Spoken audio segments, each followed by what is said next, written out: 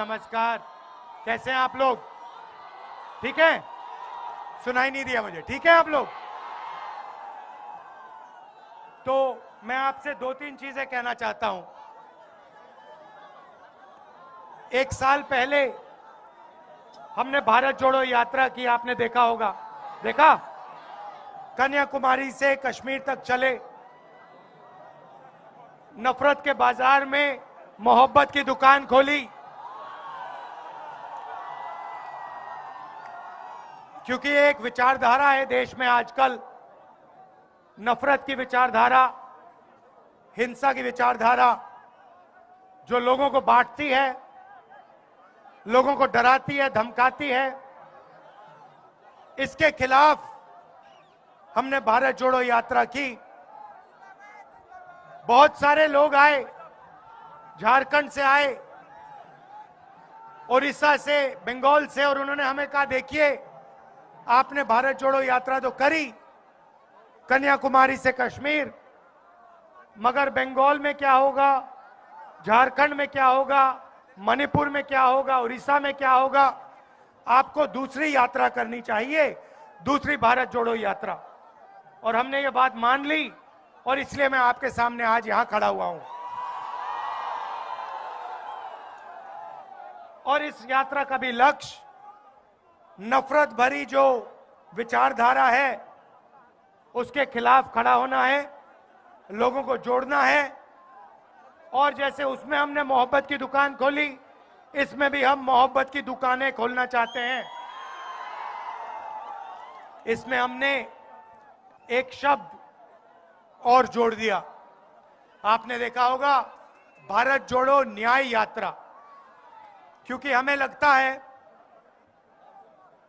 कि हिंदुस्तान में अन्याय फैलता जा रहा है। आप देखिए, रोजगार, देश के युवा सिर्फ रोजगार चाहते हैं और पूरे देश में नरेंद्र मोदी जी ने और बीजेपी ने बेरोजगारी की बीमारी फैला दी है। किसी भी प्रदेश में जाओ और पूछो भाई यहां पे बेरोजगारी की बीमारी है? ये देखो, जहां भी हम जाते हैं एक नई बीमारी चली है, बेरोजगारी की बीमारी। वो हिंदुस्तान के युवाओं को लगती है और उनके भविष्य को खत्म कर देती है, नष्ट कर देती है। ये बीमारी कैसे आई मैं आपको बता देता हूं। नरेंद्र मोदी ने नोटबंदी की, जीएसटी लागू की, और जो छोटे व्यापारी हैं, छोटा बिजनेस चलाते हैं, छोटे कार्यक्रम, अग्निवीर, देखो ये बोला बिल्कुल सही। तो जो युवाओं को सेना में रोजगार मिलता था उसको भी अग्निवीर ने खत्म कर दिया। और भाइयों और बहनों, एक और बात मैं आपको बताना चाहता हूं। जो आपने अग्निवीर की बात छेड़ी, मेरे पास 100-200 युवा आए, कुछ महीने पहले की बात है। दिल्ली आए, मेरे साथ बैठे और रोने लगे, मतलब आंसू निकलने लगे। 20-25 युवाओं की आंख से आंसू निकलने लगे। मैंने पूछा आप रो क्यों रहे हो, क्या हुआ?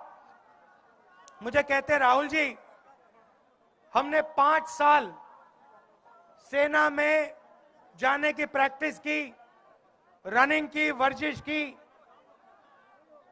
हमें सेना में एक्सेप्ट कर लिया गया। हमारा जो सपना पूरा था, हमारा जो सपना था उसको पूरा कर दिया।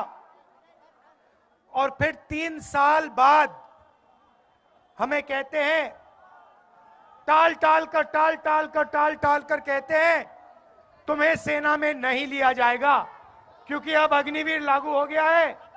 ना तुम इधर के ना तुम उधर के। 1,50,000 युवाओं को पहले आर्मी में लिया और फिर आर्मी से निकाल दिया और उनको कहा कि तुम्हें सेना में नहीं लिया जाएगा और तुम्हें अग्निवीर में भी नहीं लिया जाएगा। और आज 1,50,000 युवा भटक रहे हैं, जंतर मंतर में बैठे हैं क्योंकि उनके हाथों से सरकार ने रोजगार छीना है। और मैंने उनसे कहा है कि कांग्रेस पार्टी उनके साथ खड़े होकर उनको न्याय दिलवाएगी और उनका जो हक बनता है उनके हवाले उसको करेगी। भाइयों और बहनों, आर्थिक अन्याय की मैंने बात की, मैं सामाजिक अन्याय की बात करना चाहता हूं। हिंदुस्तान में अलग अलग वर्ग के लोग हैं। दलित हैंगे, आदिवासी हैं, पिछड़े लोग हैं, जनरल कास्ट के हैं, माइनॉरिटी हैं, सारे लोग हैं। मगर आज तक किसी को यह नहीं मालूम इस देश में पिछड़े लोग कितने हैं। बोलो, जोर से बोलो। भाइयों और बहनों, मैं आपसे पूछता हूं, देश में पिछड़े लोग कितने हैं? कोई जानता है? आप जानते हो कि सबसे ज्यादा हैं, मगर नंबर नहीं जानते।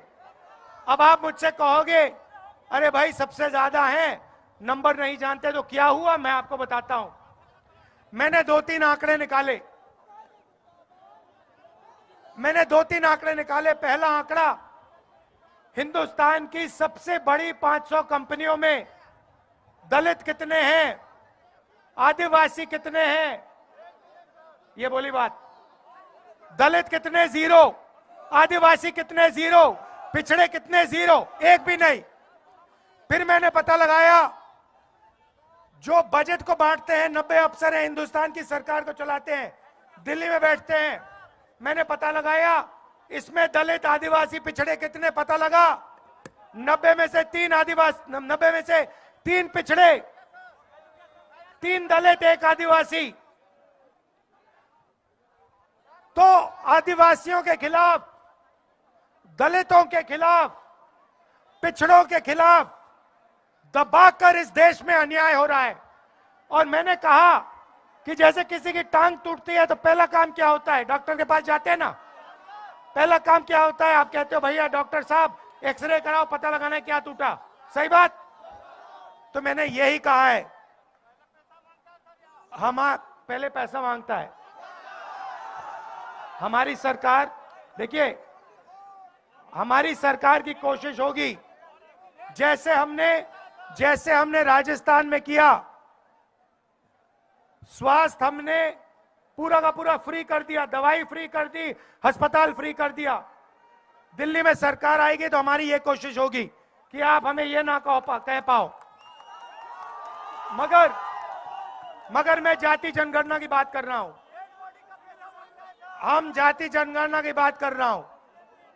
मैंने कहा कि जैसे किसी को चोट लगती है तो एक्सरे होता है, वैसे ही हिंदुस्तान का एक्सरे होना चाहिए, जाति जनगणना होनी चाहिए, पता लगाना चाहिए इस देश में दलित कितने, आदिवासी कितने, पिछड़े कितने, माइनॉरिटी कितने, जनरल कितने।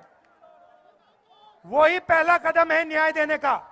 अगर हमने मालूम ही नहीं कि आदिवासी कितने, पिछड़े लोग कितने, तो न्याय की कैसे बात हो सकती है? जैसे ही मैंने जाति जनगणना की बात की, वैसे ही नरेंद्र मोदी कहते हैं देश में कोई जात नहीं है, देश में सिर्फ जो जात है एक।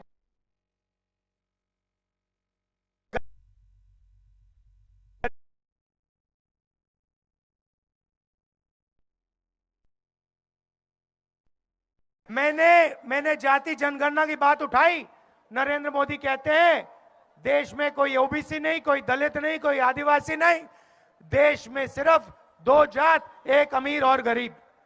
अगर 2 जात है नरेंद्र मोदी जी, तो आप ओबीसी कहां के? आप ओबीसी कैसे बन गए?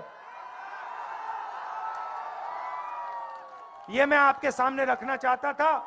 देश को जोड़ना है, सबको एक साथ लाना है, और पूरे देश में ये जो नफरत का बाजार इन लोगों ने खोल रखा है, इसको बंद करना है और मोहब्बत की लाखों दुकानें खोलनी है। बहुत बहुत धन्यवाद। नमस्कार, जय हिंद। नमस्कार, मैं हूं मानक गुप्ता। अगर आपको हमारा ये वीडियो पसंद आया हो तो इसे लाइक और शेयर जरूर करें। और हां, हमें सब्सक्राइब और फॉलो करना ना भूलें ताकि आप देश और दुनिया की कोई खबर मिस ना करें। तो जुड़े रहिए हमारे साथ और देखते रहिए News 24।